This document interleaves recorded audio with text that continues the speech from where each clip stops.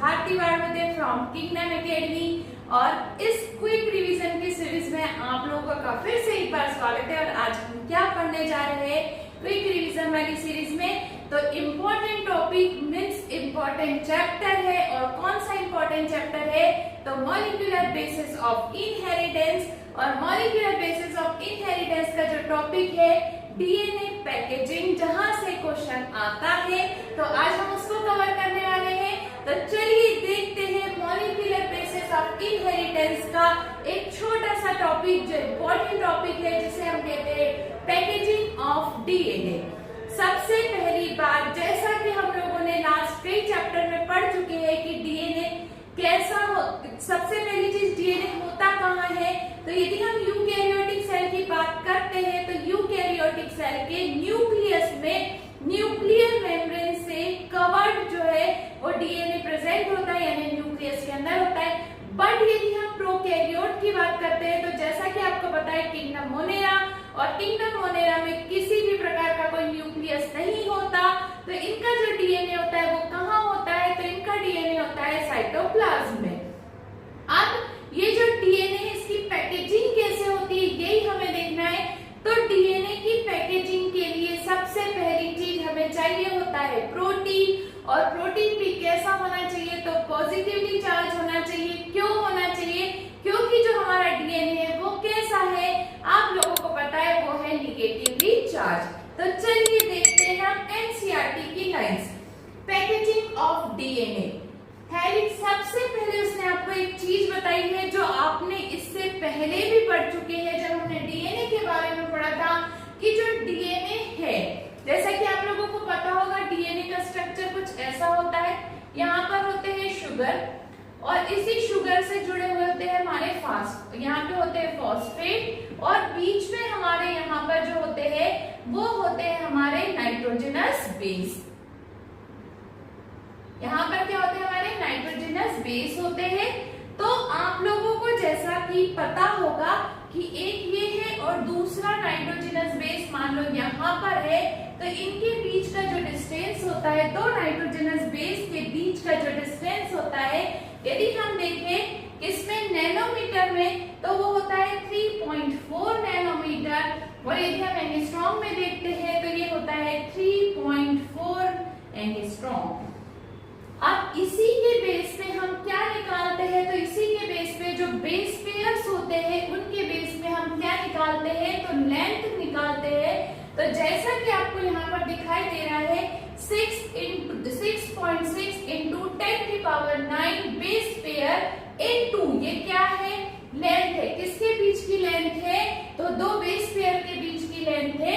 और इसका इंटू हम किससे करते हैं, तो 10⁻⁹ से करते हैं। तो हमें अप्रोक्सीमेटली कितनी डीएनए की लेंथ निकल आती है, तो याद रखना 2.2 मीटर डीएनए की लेंथ होती है।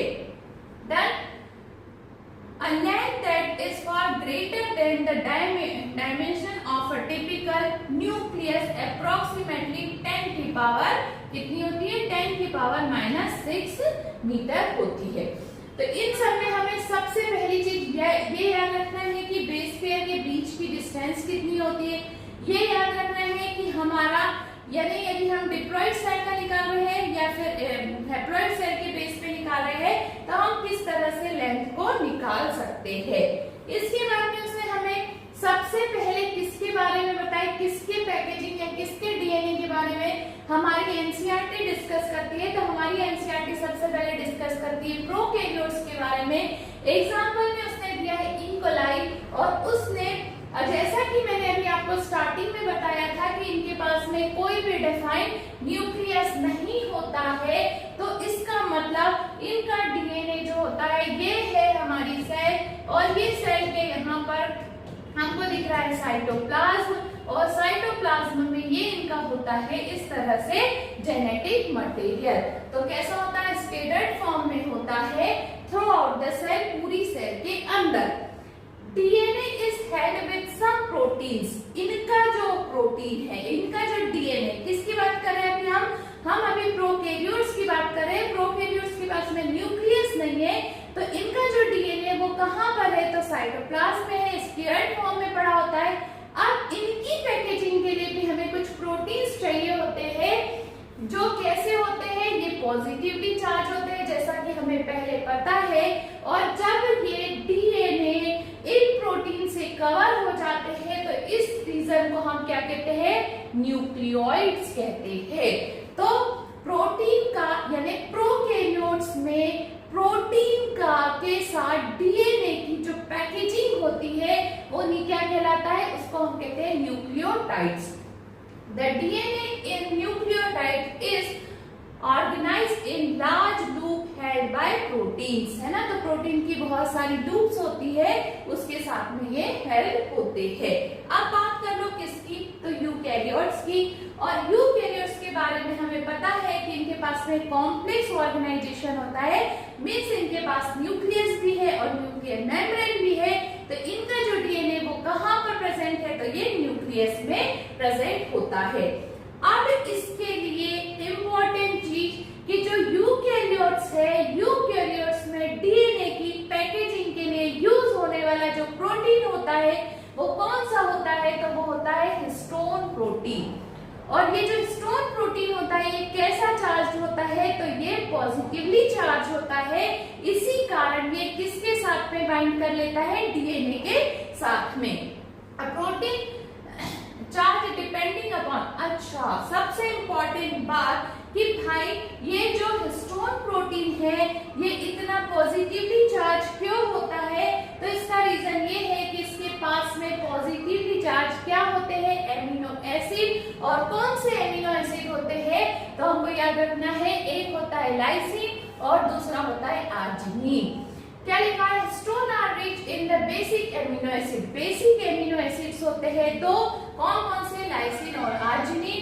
और इसी के कारण ये जो हमारा हिस्टोन प्रोटीन होता है वो कैसा होता है, तो पॉजिटिवली चार्ज होता है। Both amino acid residues carry positive charge in their side chain. दोनों के साइड चेन में पॉजिटिव चार्ज होता है, इसलिए हिस्टोन प्रोटीन भी पॉजिटिवली चार्ज होता है। Histone are organized to form a unit of 8 molecule called histone octamer। अब जो हमारा ये हमारा जो प्रोटीन है हिस्टोन प्रोटीन, वो कितने हिस्टोन प्रोटीन से मिलकर बना होता है, 8 हिस्टोन प्रोटीन से मिलकर बना होता है। और जब ये एक हिस्टोन प्रोटीन आपस में जुड़ जाते हैं तो इसको हम कहते हैं हिस्टोन ऑक्टामर। क्या कहते हैं इसको, हिस्टोन ऑक्टामर।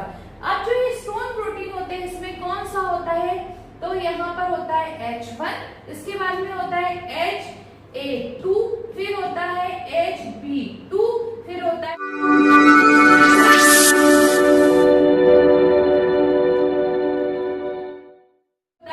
H4 और यहाँ पर होता है हमारा H3, सॉरी ये क्या है H3 और ये H4।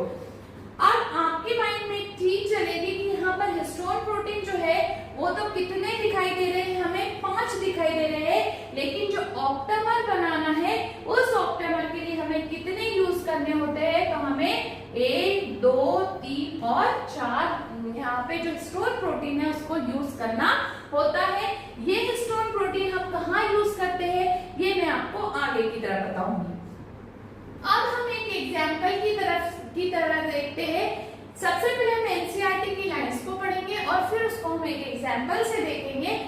The negatively charged DNA is wrapped around the positively charged histone octamer to form a structure called nucleosome.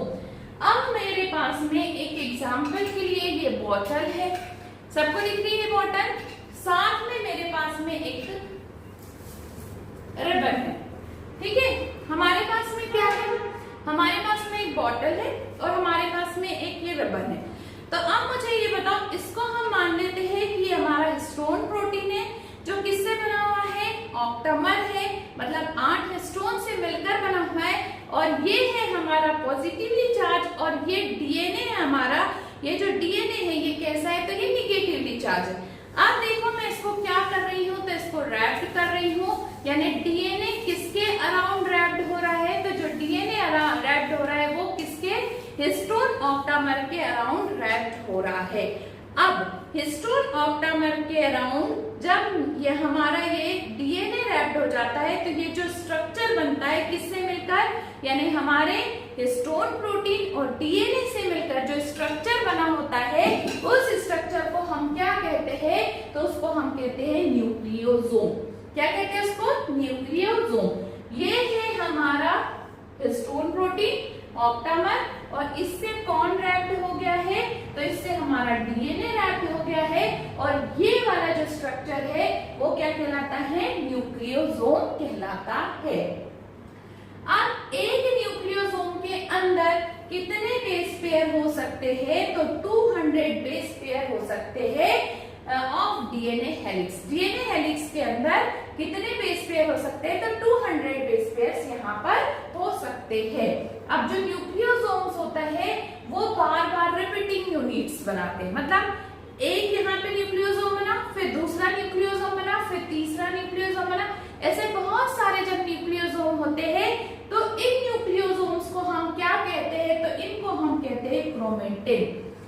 जो न्यूक्लियोसोम की रिपीटेटिव यूनिट होती है वो क्या कहलाती है, क्रोमेटिन कहलाती है। और ये क्रोमेटिन हमें न्यूक्लियस के अंदर कलर दिखाई देते हैं, और कैसे होते हैं, तो थ्रेड लाइक स्ट्रक्चर होता है। और ये ही बाद में जाकर जब मेटाफेज आती है, ये आपको याद हो रहा होगा सेल डिवीजन, और सेल डिवीजन में भी हमने देखा था कि ये मेटाफेज में जाकर क्या बना लेते हैं, क्रोमोसोम्स का फॉर्मेशन कर लेते हैं। अब जब हम इन बहुत सारे क्रोमेटिन्स, देखो पहले न्यूक्लियोसोम बने, इन न्यूक्लियोसोम ने क्रोमेटिन्स बनाया। अब ये जो क्रोमेटिन्स बने हैं ये हमें किस तरह से दिखाई देते हैं, तो जिस तरह से माला के अंदर मोती दिखाई देते हैं उसी तरह से हमें यहाँ पर कौन दिखाई देते हैं, तो क्रोमेटिन दिखाई देते। देखो, The nucleosome in chromosome are seen as beads of string, मतलब मोतियों में माला की तरह ये न्यूक्लियोसोम हमें एक दूसरे में से पिरोए हुए दिखाई देते हैं। The beads on string structure in chromatin is packaged to form chromatin fibers that are further coiled and condensed at metaphase stage of cell division to form chromosome। तो ये जो हमें स्ट्रक्चर दिखा रहा है बीट लाइन, इसकी packaging हो जाती है और ये क्या बना लेते हैं, तो ये क्रोमेटिन फाइबर्स बना लेते हैं। और ये जो क्रोमेटिन फाइबर्स है ये कॉइल हो जाते हैं, जैसे कि हमने अभी देखा, तो ये इस तरह से ये क्या होंगे आपस में, आप इसको देखेंगे तो ये इस तरह से कॉइल हो जाएंगे। ठीक है, ये पूरे इस तरह से हमारे जो होते हैं वो क्या हो जाते हैं, पूरे यहाँ पर इस तरह से रैप हो गए, कॉइल हो गए, ये पूरा कॉइल हो गया। ठीक है, ये डीएनए पूरा इस तरह से कॉइल हो जाता है, और फिर ये ही सेल डिवीजन की जो मेटाफेज है उसमें जाकर हमें क्या बनाकर देते हैं, तो उसमें हमें बनाकर देते हैं क्रोमोसोम्स को। ठीक है, अब इसके बाद में हम चलते हैं एक और चीज। अभी मैंने आप लोगों को बताया, अभी हम तब से पढ़ रहे हैं कि डीएनए की पैकेजिंग के लिए हमें क्या चाहिए, तो डीएनए की पैकेजिंग के लिए हमें चाहिए प्रोटीन, और कौन सा प्रोटीन, हिस्टोन प्रोटीन।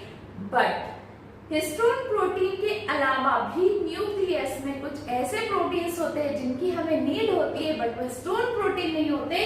तो ऐसे प्रोटीन्स को हम क्या कहते हैं, तो इनको हम कहते हैं एनएचसी, और एनएचसी का मतलब होता है नॉन हिस्टोन प्रोटीन, है ना, या नॉन हिस्टोन क्रोमोसोमल प्रोटीन। क्या कहलाते हैं, नॉन हिस्टोन क्रोमोसोमल प्रोटीन्स। जैसा कि एनसीईआरटी हमें लिख कर देती है, the packaging of chromatin at high level required additional set of protein. Histone protein के अलावा भी जो हमें प्रोटीन चाहिए होते हैं उन्हें हम कलेक्टिवली क्या कहते हैं, तो नॉन हिस्टोन क्रोमोसोमल प्रोटीन कहते हैं, एनएचसी।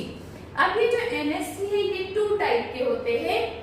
सबसे पहला होता है यूक्रोमेटिन और दूसरा होता है हेट्रोक्रोमेटिन। तो जो यूक्रोमेटिन होता है ये बहुत लूजली पैक्ड होता है, और जब हम इनको दिखेंगे तो ये लाइट स्ट्रैंड होता है, इस पे बहुत ज्यादा डार्क स्ट्रैंड नहीं होता। और ये जो है यूक्रोमेटिन ये क्या करते हैं, ट्रांसक्रिप्शनली एक्टिव क्रोमेटिन होते हैं, ट्रांसक्रिप्शनली एक्टिव। यहाँ से क्वेश्चंस आते हैं कि ऐसा कौन सा नॉन हिस्टोन प्रोटीन है जो यहाँ पर ट्रांसक्रिप्शनली एक्टिव होता है, तो याद रखना है यूक्रोमेटिन जो होता है वो एक्टिव होता है, जबकि जब हम हेट्रोक्रोमेटिन को देखते थे तो ये बहुत ज्यादा इस तरह से टाइटली पैक्ड होते हैं, प्लस डार्क स्ट्रैंड लिए हुए होते हैं और साथ ही में ये इनएक्टिव होते हैं। किस चीज के लिए इनएक्टिव होते हैं? तो जो हमारा ट्रांसक्रिप्शन होता है, ट्रांसक्रिप्शन के लिए ये कैसे होते हैं? तो इनएक्टिव होते हैं।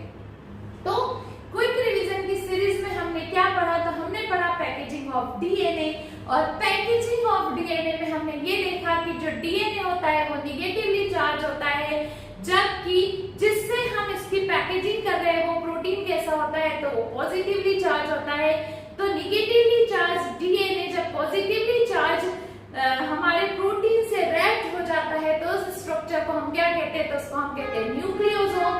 जब बहुत सारे न्यूक्लियोसोम्स होते हैं तो ये मिलकर हमें बना के देते हैं क्रोमेटिन्स, और क्रोमेटिड्स से बनते हैं क्रोमेटिन फाइबर्स, और यही क्रोमेटिन फाइबर जो है वो नेक्स्ट यानी सेल डिवीजन की स्टेज में हमें मेटाफेज में क्या बना के देते हैं? तो क्रोमोसोम्स बना के देते हैं। इन हिस्टोन प्रोटीन के अलावा भी हमारे न्यूक्लियस में जो पैकेजिंग के लिए हेल्प करने वाले प्रोटीन होते हैं उनको हम कहते हैं नॉन हिस्टोन क्रोमोसोमल प्रोटीन, और ये दो तरह के होते हैं, एक होते हैं यूक्रोमेटिन और दूसरे होते हैं हेट्रोक्रोमेटिन। तो यूक्रोमेटिन जो होता है वो ट्रांसक्रिप्शनली एक्टिव होता है, जबकि जो हेट्रोक्रोमेटिन होता है वो ट्रांसक्रिप्शनली इनएक्टिव होता है। तो ये था हमारा quick revision molecular basis of variation, molecular basis of inheritance से, और हमारा जो टॉपिक था वो था डीएनए पैकेजिंग। यहाँ से क्वेश्चंस आता है तो इसको रिवाइज कीजिए, इसको पढ़ने के बाद एक बार एनसीईआरटी को रिवाइज कीजिए, इसके क्वेश्चंस लगाइए, और इस तरह के क्विक रिवीजन की सीरीज में हमसे जुड़े रहिए। तो अब हम मिलेंगे नेक्स्ट वीडियो में जिसमें हम फिर करेंगे एक क्विक रिवीजन। Thank you.